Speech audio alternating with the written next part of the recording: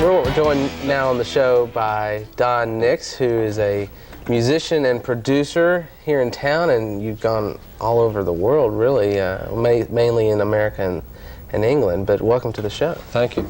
And we also have Jackson Nix around, and he's just kind of wandering to his own drummer, but he may come on the set or not, depending on his feelings. But you have, during your years as a musician and producer, have taken some photographs of the various people that you've worked with, and you really didn't expect much to come out of it, right? No, I just took them. I carried a camera every, the tours, and I carried it everywhere I went. And I would take pictures. I just did it for my own enjoyment, and I stopped carrying the camera like 15 years ago. So most of these pictures are 15 to 20 years old. And here's Jackson again. That's Jackson's cue. That's his cue.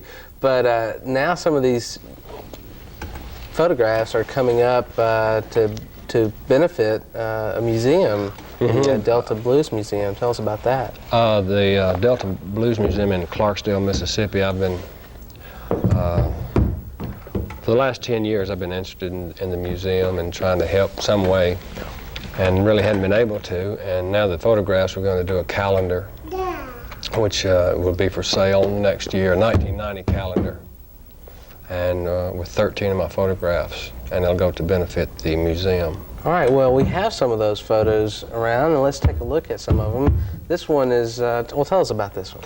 This, this is not a blues photograph, as you can see. This is George Harrison. I took this at his house in England. This is about 1974, I think, in Henley-on-Thames, England. And we got another one coming up here. People probably won't recognize one of these guys. Well, probably either one of them. That's Leon Russell on the left and Elton John on the right. I guess that's... Elton's lost a little Harrison. Yeah, and Leon's turned a little white, I think. So. All right, now this next one, I really didn't recognize this guy, but he's pretty well known. That's Joe Cocker, and that was made right outside Iuka, Mississippi, where we're going down to Muscle Shoals to record. And a little Bush advertisement. Yeah. All right, now these are the here's blues. Some blues. Yeah. This is Freddie King, who was my favorite blues man, and I did produce some records on him. I did get to work with him, and this was in Chicago at a session in 71. Looks like he's really getting into it. And we were talking a little bit a few minutes ago about this guy. His name is Taj Mahal. I don't know much about him, so I'll admit it, but he's a pretty interesting fellow. Yes, he is.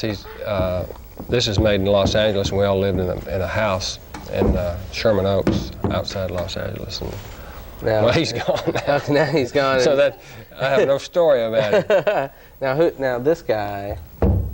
Yeah, Sleepy John really Estes. No, he's an old timer. I think he died about 71, so he's been gone a long time. But he wrote some classic blues song, Diamond Duck, which Taj Mahal used to record a lot of his stuff. He looks like one of the classic Mississippi blues men. Yeah.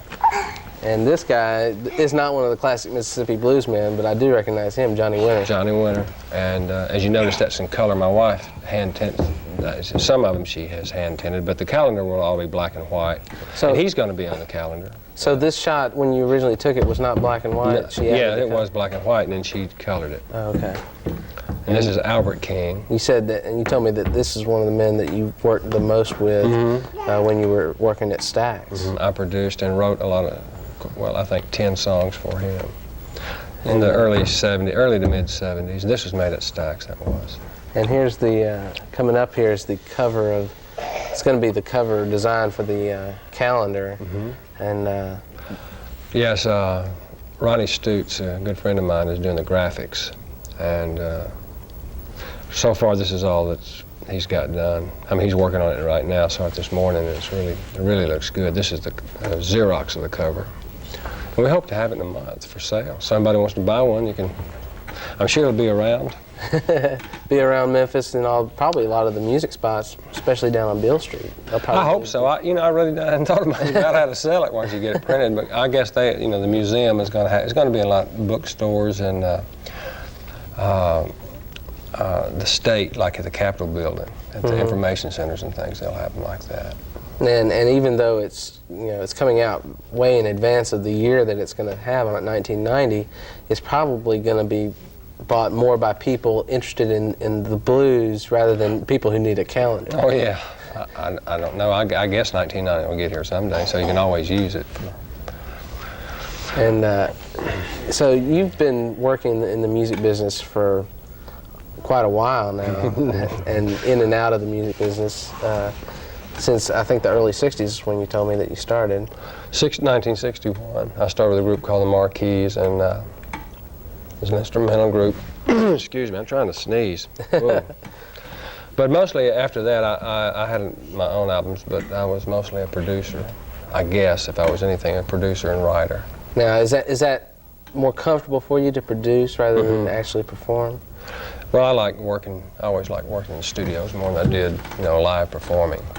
I don't know, you had longer to do things. Your live performance, you went out and you did something, and you had 30 minutes to do it, and it either was good or bad. In a studio, you could go in, and if it was bad, you could go back in and redo it.